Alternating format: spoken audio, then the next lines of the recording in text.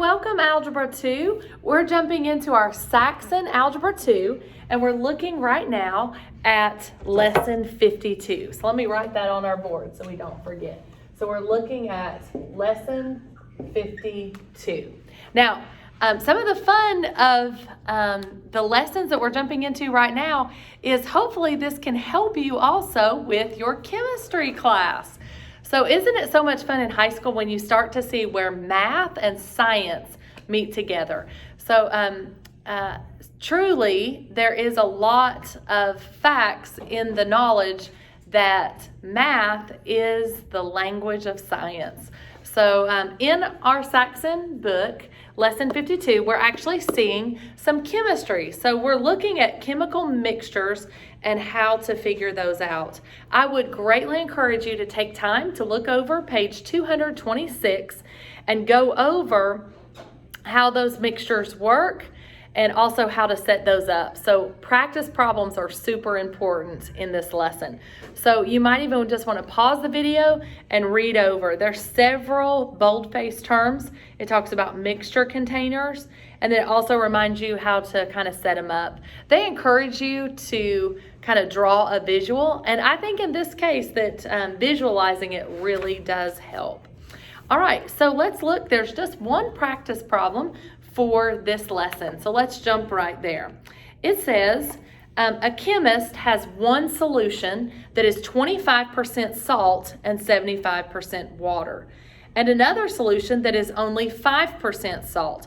How many milliliters of each should the chemist use to make 1,600 milliliters of a solution that is 15% salt?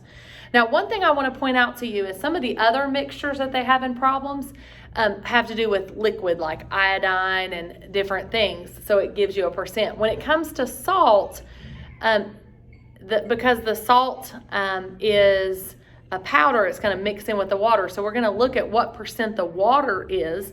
So it says if it's 25% salt, so let's take a look. So this first mixture is 25% salt, so therefore that means it's 75% water, right? So 25% salt and 75% water. Now another mixture is only 5% salt. So let's think about that. So that one would be 5% salt. So what's the difference? If it's 100%, that means that it would be 95% water, or H2O, since we're dealing with chemistry, right?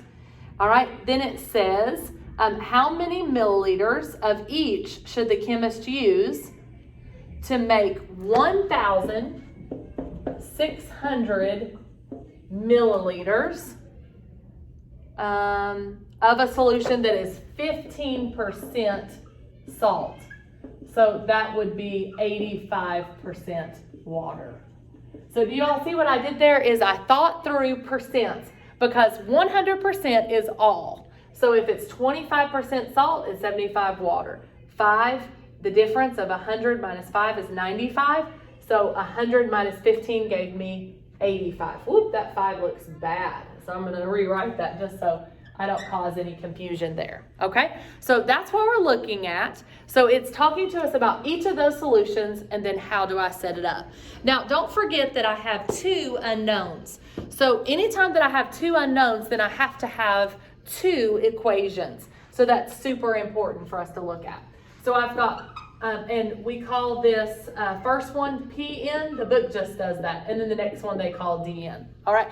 And so that's just one thing that Saxon does for us. So we just want to continue that so that way that makes sense to you guys. So the first one just reminds us of the total. So it's just saying PN plus DN equals 1,600, because that's my total, right? So that's my first equation that I can use there. Now the second, I'm going to deal with the percent of water. So my second equation that I'm going to use, let's just write it here, is 0.75 of the first one, which we know is labeled PN. So 0.75 of PN, right? That's what we're using there, plus 0.95 of the DN, equals our total, but don't forget that it's only 85% water, so it'd be 0.85 of 1,600, right? So it's 0.85, and I'm sorry I went sideways, but I did not want to confuse. Let me erase that just so you guys can see those kind of set apart. So I've got two equations. So my first one, a little bit crooked, sorry about that, friends. And then I've got Pn plus Dn equals 1,600, right? So I've got two equations. Now, one thing I want to point out to you is that substitution is the easiest to solve here. So I'm going to substitute and isolate one of them. Well, the easiest one is Pn is first, so I'm just going to subtract Dn. All right, so they're not like terms, so it's just Pn equals 1,600 minus Dn. All right, now I have isolated one of the unknowns, and I'm going to plug that in.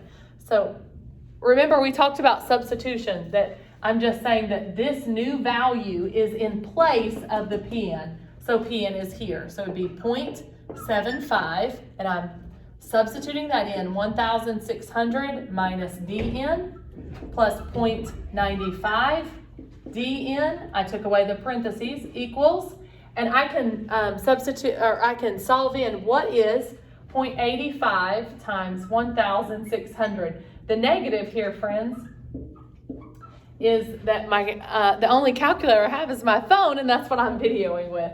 So I'm going to bring down these two zeros. 6 times 5 is 30, so 48, 49, 50, 51. And I'm going to hold that place value 5, 8. So it's 1, 2, 3, 6, and 13. So I'm going to move it over 2 places. So it's 1,360 is 85% of that, because I want it to be 15% salt but 85% water. So now I'm going to distribute this. So I've got to have 0.75. Whew, would have been a great day for me to remember a calculator, wouldn't it? So 1,600 times 75. Bring down my 2 zeros. That's 30, 42, 45. Hold my place value 5, 7. 0, 0, 0, 10, 11, 12. All right.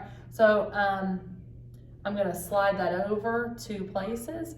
So this would be 1,200 minus 0.75 Dn plus 0.95 Dn equals 1,360. All right. So I'm going to subtract 1,200, subtract it, and all I'm doing is combining like terms. So that's going to give me 160. And then I'm just combining this. So it says 0.95 minus 0.75. So that would end up with 0.2 Dn, or 0.20, same thing, Dn equals 160. Now I'm going to divide by 0.2. So Dn equals 160 divided by 0.2. So I'm going to annex a 0. All right, and 2 goes in, so that's going to leave us with 800. All right, so that means that Dn is 800 milliliters. Now, if I need 800 milliliters, that means I just subtract 1,600 minus 800, and that will give me Pn also is 800 milliliters. Now, so that is practice A, and it's saying that there are 800 milliliters of the 25% salt solution and 800 milliliters of the 5% salt solution. Now, I want to be very quick to point out to you that in this case, it was exactly half. But I want to point out to you guys that not all the time when I'm solving these, and it says my total is this amount, typically they'll come out different amounts for each to solve.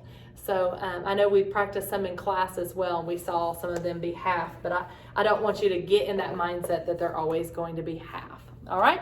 So friends, this is lesson 52, and the biggest tips that I would like to give you is always visualize. I like how the book draws it out. Theirs is a lot neater. I'm not good at drawing. But also make sure you've got two equations, because I have two unknowns, I need two equations. And then that substitution and solve. Don't forget, once you solve for one, you've got to plug it back in to solve for your other. So I've seen students before do all this work, solve for one, and forget the other. So be on the lookout for that. All right, our next lesson in our Saxon Algebra 2 is lesson 53. Oh, I almost hate to erase all this beautiful, beautiful math. So, and chemistry as well, right? All right, so lesson 53 has a little bit about conversions, and it's metric conversions that we're looking at. So lesson 53, and one thing I like about metric is the steps are easy. You know, there are so many facts to memorize about the English system, right? How many feet are in a mile, how many inches are in a foot, how many yards are in a mile. There's so many things to memorize. But in the metric system, every step is 10. So I love doing the acronym kangaroos hop down mountains, and it could be gullies or lake because that's meters, grams, and liters. Kangaroos hop down mountains drinking chocolate milk. And how I remember that is kilo, hecto, deca, deci, centi, and milli. So remember, this is 1,000, 100, 10. This is 1, 1/10, 1 100, and 1 1,000. So each step adds a 0, or it just moves the decimal place. So you can just remember, if you're moving this way, move the decimal this way. If you're going from here to here, move the decimal backwards. So it's super easy if you just write it horizontal and then make your decimal follow whichever direction you're going. And that's annexing zeros or moving the decimal point. So I hope that's a help to you. Now, in lesson 53, it talks about metric conversions, and we set those up just like we have the conversions that we did in Saxon Algebra 1. All right, and they've also given us some facts. 2.54 centimeters are in 1 inch. So it says in our practice, so there are several examples, ways to set them up.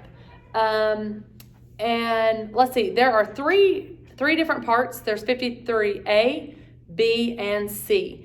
Now, so the English units to metric are, again, just setting it up. Don't forget that if you have cubic, that means it has to be done 3 times, because like if you've got inches cubed, then you've got to do it 3 times. And we did that in Saxon Algebra 1 as well.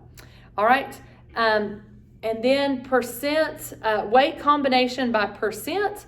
So look at the very bottom of page 230 with me, please. It says, thus far we have investigated the relative weights of the elements in chemical compounds by using ratios. For example, in a molecule of a compound Na2S2O3, so there's Na for sodium, S for sulfur, and O for oxygen. So there's 3 different types, but we can see that there are 2 sodiums, there are 2 sulfurs, and 3 oxygen. So your book shows how to set all those up, and it will give you, we can find the gram molecular weight of the molecule by knowing that sodium is 23. So 23, because we had 2 of them, we multiply it. So then you're just adding up the total gram weight of the total thing just by looking at what they gave us. So then if it's asking you for a percent, you set part of a whole is a fraction and then turn that fraction to a decimal to a percent. So it's multi-step, but it's not anything that you haven't been familiar with before. All right, so look at example 53.5. What percent by weight of Na2S2O3 is sodium? And so we've already seen the work down below. And that's the bottom of page 230. So we know that the total weight is 158. So I know that if I'm looking for sodium, then it would be 46 out of the total 158. And so your book shows you that sodium is 46 over 158, and that reduces to 0.29. So I just moved over 2 places, so that is 29%. So 29% of that compound is sodium, and it shows you each percent right there. All right. Now, practice A. What percent by weight of CCl4, so that's carbon tetrachloride. Y'all can tell I love to teach math, but I am not a chemistry teacher. All right. So it wants to know what percent is the carbon. So we're specifically looking at carbon in this compound. All right. So it's telling us that carbon is 12 and Cl, that is chlorine is 35. So I know that there's only one carbon, so carbon equals 12 because 1 times 12. But chlorine, because there's 4 of them, it would be, chlorine is 35 times 4, which 4 times 5 is 20, 12, 13, 14. So that would be a total of 152. So it's asking what is the carbon? Well, carbon would be 12 out of 152. All right. Now I do not have my calculator again because of my phone, but I know that that's going to be more than 1/12 because 12 times 12 is 144. 144. And then plus 12 would be 156, which is a little bit higher. So a decimal equivalent is what we need. So I know that it's going to be a lot smaller than 1/10, isn't it? So let me take a look and see. It is, I'm sorry, I'm having to use, to look back at what it gave us. So it is 152. So it's 12 out of 152, and that ends up, so it ends up being 0.0789. So when I convert that to a percent, I'm going to move it over 2. So it's 7.89%. And that's how we do it. You can just grab your calculator and say 12 divided by 152, and that's going to give you the percent, 0.0789. And then don't forget, a decimal can be converted to a percent by just moving it over 2 places. So 7%. Almost 8, isn't it? So it would round to almost 8%. All right. Now, practice B says use multipliers to convert 0.073 square kilometers to square miles. So we're having to set that up. So let me erase this. Now, you do have to know some of the metric to English. So I love metric because you don't have to know those conversion factors. But when you convert the metric to English, you do, don't you? You have to know those unit multipliers. So we've got 0.073 kilometers squared. So it said to set up 0.073 square kilometers to square miles. So we're converting it to miles squared, right?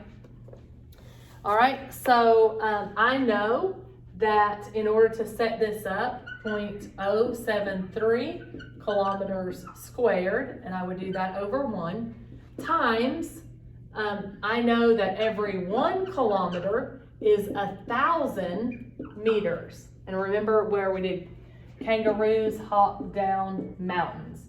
So I know that it takes 1,000 kilometers, it takes 1,000 meters to make 1 kilometer, right? So I have to have 1,000 of these to have 1 kilometer. So that's what it's showing us. And that's 3 steps. So I went 1, 2, 3. So that's where we got 1,000 from. Kilo means 1,000, right?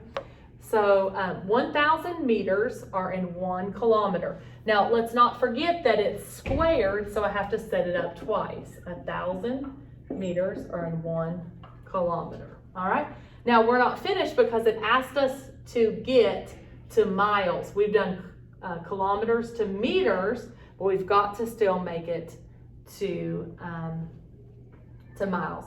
Now, our book told us another fact. It said that there are 100 centimeters in every 1 meter. So remember, kilometer, there's 2. That's going to mark out kilometer squared. Now I've got meter is going to mark out 1 meter, but I've got to do it again. So 100 centimeters make 1 meter. Meter and meter. Now I've got it converted to centimeters, but I'm not done, right? So now I know that in every centimeter, 2.54 centimeters make 1 inch. 2.54 centimeters. So now I'm going to multiply that because there are 2 of them. I've canceled out 1 centimeter, so I've got to do it again. 1 inch makes 2.54 centimeters. All right. So centimeter and centimeter. Now I've got it to inch, my friends, but I've got to get inch to miles. Woo! This is a lot of work, isn't it? All right, so how do I convert inch to mile? Well, I know that there are 12 inches in 1 foot, 12 inches in 1 foot. I'm going to put a multiply here, and I'm going to come below it so I don't run off the board, right? So I know that inch and inch, inch and inch, but I'm still not done. I've got kilometer to feet squared, but I've got to get to miles. So I know that there are 5,280 feet make 1 mile. And again, 5,280 feet make 1 mile. Now I've got feet, and feet to mark out. So I'm left with miles squared. All right. So 5,280 feet were my last. So we don't have to actually solve through, but just so you all know, the numerators would be multiplied. So you would have this times 1,000 times 1,000 times 100 times 100, but then all the denominators would be divided by 2.5, 2.5, 12, 12, divided by 5,280 and 5,280. So all the book asks us in Saxon is just to set up the unit multipliers. So don't let it overwhelm you. We just have to use the facts that we can to set those up. All right, friends? So that's lesson 53, and you all are doing a great job. All right? So let's jump in. We're actually looking at lesson 54. So lesson 54 is a little bit different. It's called polar coordinates. So polar coordinates are a little bit different way of looking at location. So before we've just used the coordinate plane. So we've just done my X and Y axis, right? So lesson 54 is polar coordinates. So let's take a look at our book. And our book starts on page 232. And it talks about regular coordinates that we've done so far. We've just done the X, Y. Now we're looking at how do we find those locations. So rectangular coordinates, to associate the number with the proper direction, we can use parentheses and ordered pairs, X and Y, or we can omit the parentheses and use letters.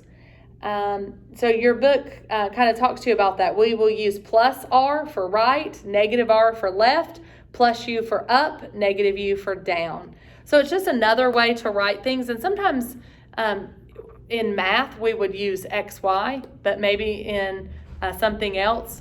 I'm not sure in like nautical, in boating. I'm not exactly sure how all that is. So that's interesting to think through how they would derive a location. All right, it says the following graph, there are 4 points. So let's look at in our book, if you'll look with me at page 233. And it says letter A. A would be plus 4R because it went to the right, and then plus 3U, so it went up. So we know that that would have been 4, 3 in our XY coordinates. So it would have been 4, 3 written this way, but the book also did 4R plus 3U. So 4 to the right, right? So 4 to the right, and then 3 up. That was letter A. So that's kind of how the book is showing, and this is what we call rectangular coordinates, all right? So another thing that we can do, so they went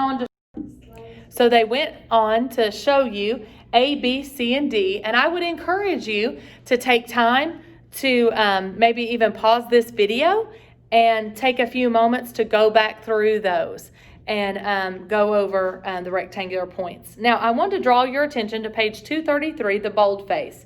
The other way to describe the location of a point is to use the distance at a given angle. So we've talked before about our regular notation, x, y.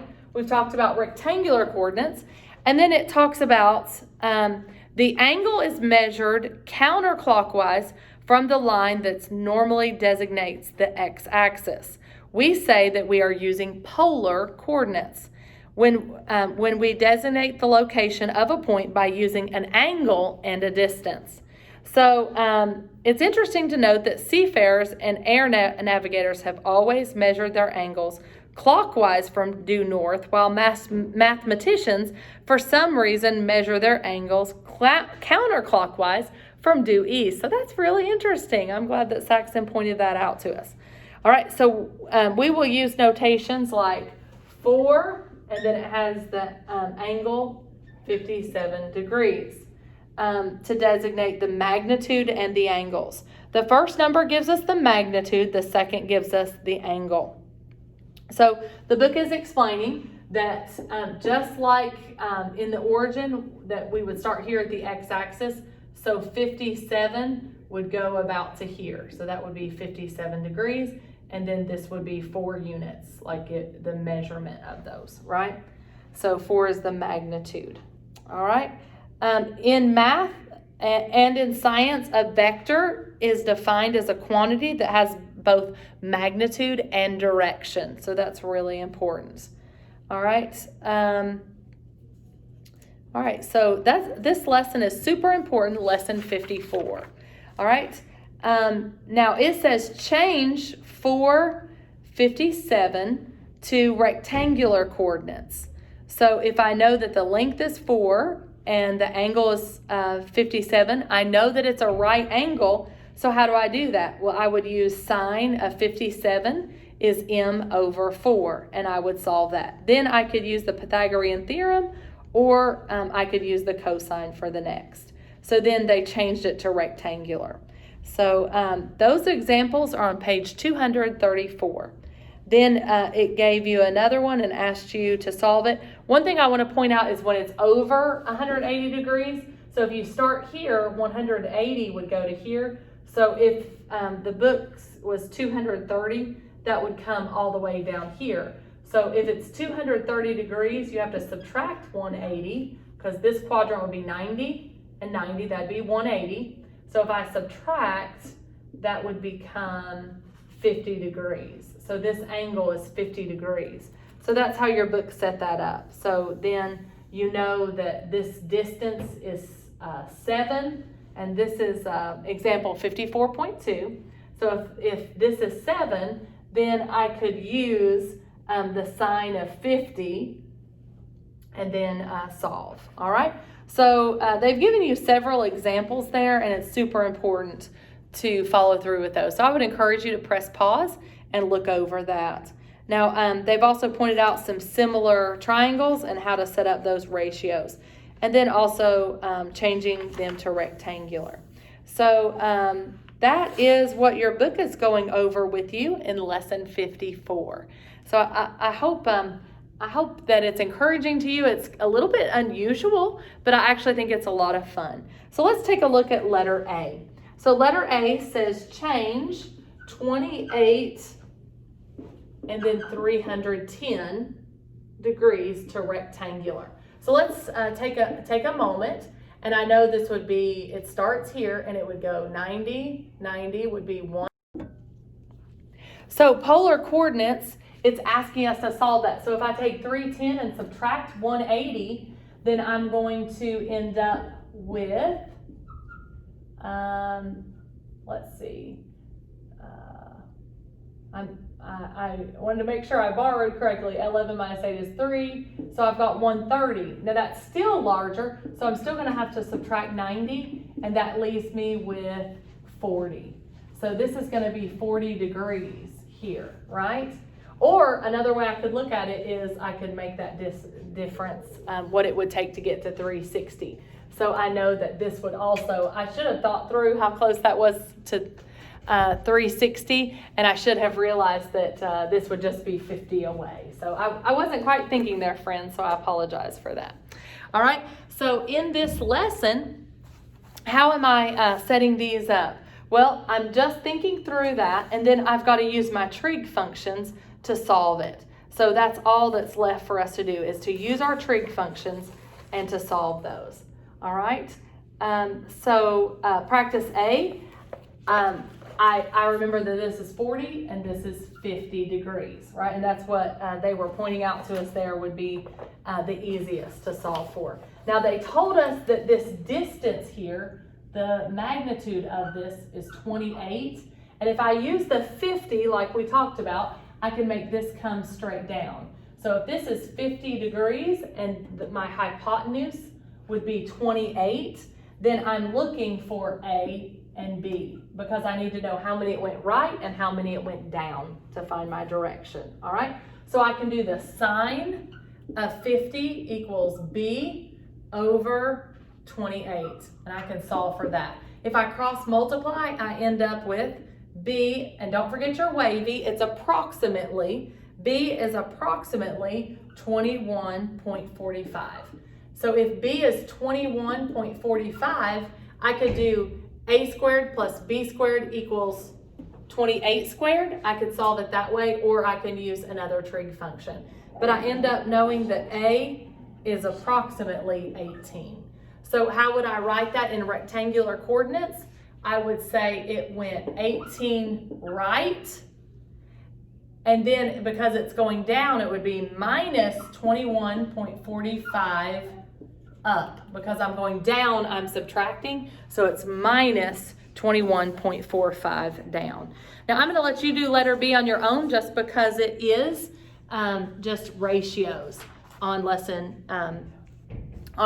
54. Now the last one we're going over is lesson 55, and lesson 55 is more about advanced equations. So remembering that we're just setting those up and getting some of those do not have common denominators, so you can get rid of the denominators by multiplying through and solving those. Now, practice C is 3 consecutive integers. And don't forget, when you're doing consecutive, the book used the letter N, so you can use N plus 1, and N plus 2 would be your consecutive integers.